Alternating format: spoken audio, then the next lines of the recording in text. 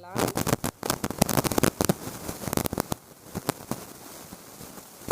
இந்த மாதிரி மசாலா செஞ்சு பாருங்கள். உங்களுக்கு சளி பிடிச்சிருந்தாலோ தலைவலியோ எதுவாக இருந்தாலும் உடனே சட்டுன்னு சரியாயிடுங்க. இந்த மாதிரி செஞ்சு கொடுங்க குழந்தைங்களுக்கு. இப்போது வெங்காயம் வதங்கினதுக்கப்புறமா 2 பச்சை மிளகாய் வந்து கீரைக்கு சேர்த்துக்கோங்க. சேர்த்துட்டு இதையும் வதக்கிக்கலாம். இப்போ வெங்காயம் பச்சை மிளகாலாம் வதங்கினதுக்கப்புறமா 3 மீடியம் சைஸு தக்காளி வந்து கட் பண்ணி வச்சுருக்கலாம். அதை வந்து சேர்த்துக்கலாம். சேர்த்துட்டு வதக்கி விட்டதுக்கப்புறமா தக்காளி வதங்கிறதுக்காக உப்பு வந்து சேர்த்துக்கலாங்க. நான் வந்து ஒரு 1/4 டேபிள் ஸ்பூன் அளவுக்கு உப்பு வந்து சேர்த்துக்கிறேன். சேர்த்துட்டு இப்போ வதக்கி விட்டுக்கலாம்.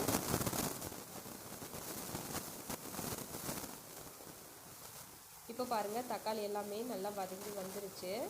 இந்த டைமில் நம்ம மசாலா வந்து சேர்த்துக்கலாங்க. 1 டேபிள் ஸ்பூன் இஞ்சி பூண்டு பேஸ்ட் வந்து சேர்த்துக்கலாம். சேர்த்து இப்போ அதோட பச்சை வாசனை போகிற அளவுக்கு அதையும் வதக்கிக்கலாம்.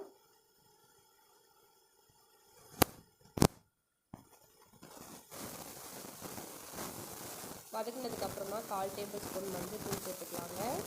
சேர்த்துட்டு 2 டேபிள் ஸ்பூன் மிளகாத்தூள் வந்து சேர்த்துக்கலாம்.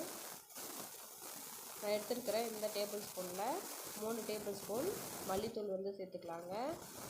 சேர்த்துட்டு இப்போ இந்த மசாலாவோட பச்சை வாசனை போகிற அளவுக்கு நம்ம இதெல்லாம் வதக்கிக்கலாம்.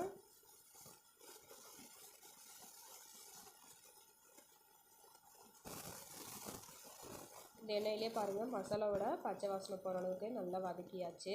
இப்போ இந்த டைமில் நம்ம நண்டு வந்து சேர்த்துக்கலாம்.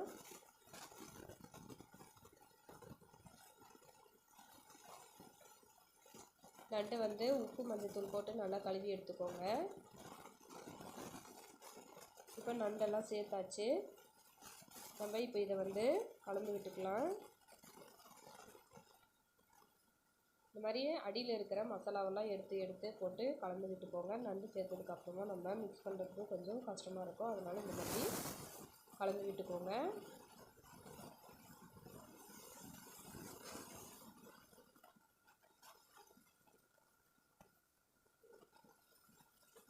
இப்போ ஒரு 3 நிமிஷம் வந்து நம்ம நல்லா வதக்கியாச்சு. இப்போ இந்த டைமில் வந்து உப்பு வந்து சேர்த்துக்கலாம். ஆல்ரெடி 1/4 டேபிள் ஸ்பூன் உப்பு சேர்த்துருக்கோம். இப்போது தேவையான அளவு உப்பு வந்து சேர்த்துட்டு நம்மளுக்கு மசாலாவுக்கு எவ்வளோ தண்ணி வேணுமோ அந்த அளவுக்கு பார்த்து தண்ணி வந்து சேர்த்துக்கலாங்க.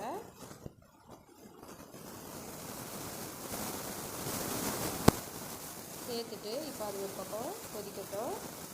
இது பார்த்திங்கன்னா அரைமூடி தேங்காய் வந்து திருவி வச்சுருக்கேன். அதை வந்து மிக்ஸி ஜாரில் சேர்த்துக்கலாம். சேர்த்துட்டு இந்த சின்ன ஸ்பூனில் வந்து 1/2 ஸ்பூன் மிளகு வந்து சேர்த்துக்கிறேன். சேர்த்துட்டு 2 ஸ்பூனு பெருஞ்சீரகம் வந்து சேர்த்துக்கிறாங்க. சேர்த்துட்டு 1 டேபிள் ஸ்பூன் சீரகம் வந்து சேர்த்துக்கிறேன். சேர்த்துட்டு இப்போ தண்ணி ஊற்றி இதை வந்து நல்லா பேஸ்ட்டாக அரைச்சி எடுத்துக்கலாம். அரைச்சதுக்கப்புறமா இப்போ பாருங்கள் இந்த பக்கம் நம்ம சேர்த்துன நண்டெல்லாம் நல்லா கொதிச்சு வருது. இப்போ இந்த டைமில் நம்ம அரைச்சி வச்சுருக்கிற இந்த தேங்காய் விழுதை வந்து சேர்த்துக்கலாம். சேர்த்துட்டு கலந்து விட்டுக்கோங்க.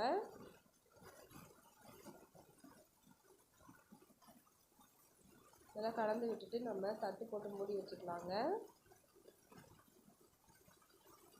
இது வந்து பார்த்திங்கன்னா ஒரு 1/4 மணி நேரம் அளவுக்கு நல்லா கொதிக்கட்டும். கொதித்து அந்த நண்டில் இருக்கிற அந்த சாரமெல்லாம் நல்லா இறங்கி இருக்கும். பாருங்கள் இப்போது நல்லா கொதித்து அந்த கிரேவியெல்லாம் நல்லா திக்காகி வந்துருச்சு. அவ்வளோதான், ஸ்டவ்வை வந்து ஆஃப் பண்ணிடலாம். நம்மளோட சூப்பரான நண்டு கிரேவி வந்து ரெடி ஆகிடுச்சு பாருங்கள். வாசனையும் நல்லா கமகமன்னு இருக்குது. டேஸ்ட்டும் ரொம்ப சூப்பராக இருக்கும். கண்டிப்பாக நீங்களும் ட்ரை பண்ணி பார்த்துட்டு உங்களோட கமெண்ட்டை சொல்லுங்கள். Thanks for